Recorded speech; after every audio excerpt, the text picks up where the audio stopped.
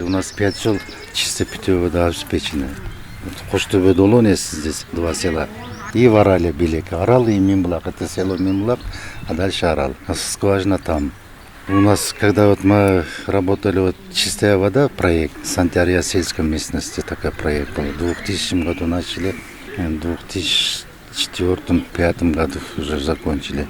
Первые мы это 3 села как пилотный было, и остальные 2 села потом по проекту там защитили, и этот там проект, сел проекта такой был, реабилитация ранее существующей водоколонки. А там расширения не было. А потом в 2015 году, кажется, в 2 селах по километру позже расширение на новостройках. А раньше новостройка воды не было. Сейчас проблема в том, что людей надо в культуре пользования. Надо платить, ухаживать надо. Я воду получаю, я кран открытый оставляю, а он воду не получает. Тоже вот эту культуру надо проводить надо. Сразу ломать эту систему трудно, потихонечку идет. Ну, Хельватас тоже большое спасибо, надо сказать. Когда мы защитили они одобрили. Почти 4 километра, да, провели в 2 селах. В ФАПе у нас ГСВС. Воду провели, там холодный и горячая вода есть. Можно там посмотреть на месте. Ну, у нас в Айлюкмете 5 сел. И население где-то 6400. И в 5 селах тоже школа есть.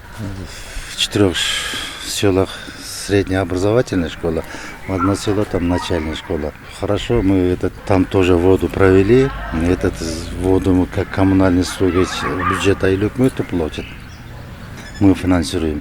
И там из-за чистой воды там во всех школах горячее питание организовано, где-то 525 учеников. До этого у нас в 2 селах, Коштубе Долон, вообще воды не было. 3 села Орал, Мимблак, Сардюбе, скважина в Орале. Они питались, но они тоже в разрушенном состоянии были. Из-за этой со старой системы воду пили. Они вообще в аварийном состоянии. Когда 2 села, что примечательно, они хорошо пользуются водой. Потому что у них раньше воды же не было. А в 2 селах, 3 селах они же пользовались. И хозяйский подход чуть-чуть не хватает. Потому что они же привыкли. 3 села через колонку там со старой пили. А в 2 селах там ручеек было. Привозили воду, пили. Вот у нас в селе Сардюбе носитель брюшного тифа был. Через 2-3 года вспышку она давала. Как воду построили, уже нету, этой проблемы нету. Опаснейшая болезнь. Как воду провели, забыли. Ну дай бог, чтобы... Если поедете, посмотрите, в некоторых домах, как в городе. Аристом поставили, горячая вода, холодная вода, автомат, как в городе, нормальная. Когда обстоятельства сложные, мы заранее там объявления выносим. Через Айлбаши, через СОПы, через правление, а потом день назначаем. У нас, кстати, 2 клуба есть, в Сардюбе большой клуб есть, для села хоть нормальный, и в Орале тоже. И там обсуждение выносим повестка дня, там заранее это они знают. Приходите, и там один человек, там, как сейчас модно, Модератор. И председатель свой подсчет дает за прошлый год. Ревизионная комиссия ихняя. И какие финансовые затраты были, и что было, кто не платит, там, и что, задолженность тоже есть, что грехотает. И вносит решение, принимает. А без голосования, как если не голосуют, потом же скажут, я не голосовали, или там решение не это самое. Мы где-то в июне месяце проект бюджета на следующий год обсуждения выносим. А где-то в феврале месяце следующего года, за прошлый год общественные слушания проводим по бюджету. Хельватас, когда работали, они много чего помогли. Хорошо, там людей обучали, как проблемы надо выявить.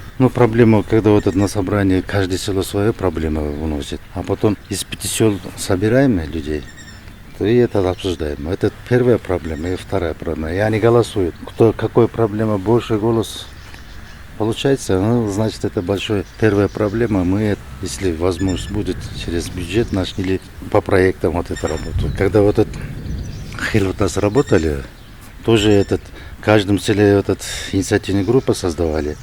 И они там собрания провели, и каждое село свою проблему уносили.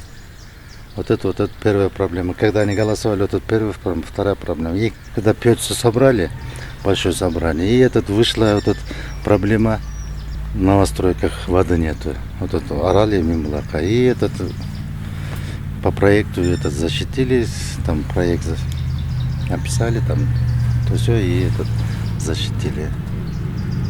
А какие еще проблемы? Проблема детсад сейчас большая проблема. У нас 5 селах, в одном селе нету детского сада. Вот это большая проблема. Ну, и в селе Мимлак, в этом селе ФАПа нету. Старая школа была, здание освободилось. Мы хотим здание на детсад перепрофилировать делать. Если в одном селе было бы детсад, сейчас у всех транспорт есть. Можно было с Мимлака в Сардебе детей отвезти на детсад. По проекту 180 часов школа детсад. 3-часовой детсад это есть, но так типового-то хорошего детсада нет. Проблема у нас большой детсад. В Айлык-Мету у вас большой штат? Сколько человек работает? 16 человек работает. И 4 вместе с Айлбаши, 4 Айлбаши есть в селах. Вот Сардебе, Дулон, Гоштове и Варале. Очень трудно молодежь привлекать сюда. Поработать потом. Ай, хватит. Когда я собираюсь, говорю, переходите к нам в Айлык-Мету, приходите. Какие вопросы? Что за проблема? Для вас двери все открыты. И вместе поработаем, вместе обсуждаем, какие проблемы надо решать. Ну, я в Айлык-Мету пришел, в 2000 году пришел. Вот так и работаю.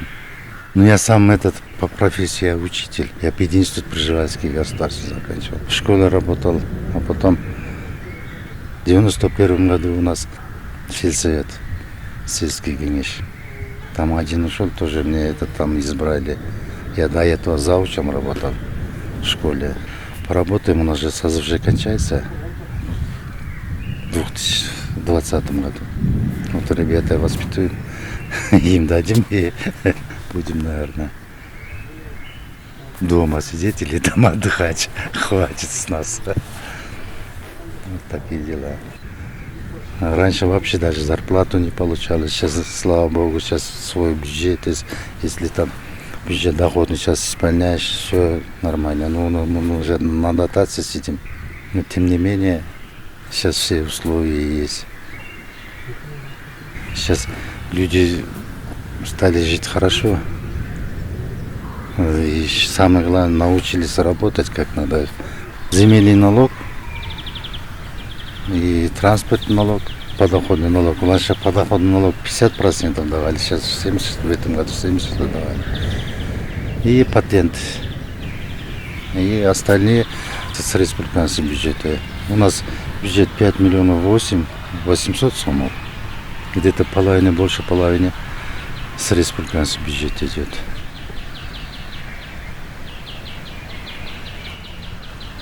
Четыре библиотеки есть, 2 клуба есть, вот это мы содержим. И школу содержим, коммунальные услуги, электроэнергия и уголь. Мы покупаем где-то около 1 миллиона сомов туда и ходит. И воду там в школах мы через наш бюджет оплачиваем. Коммунальные услуги вообще за счет местного бюджета идет.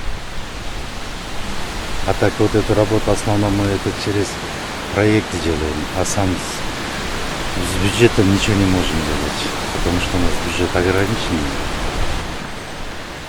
Он холодный.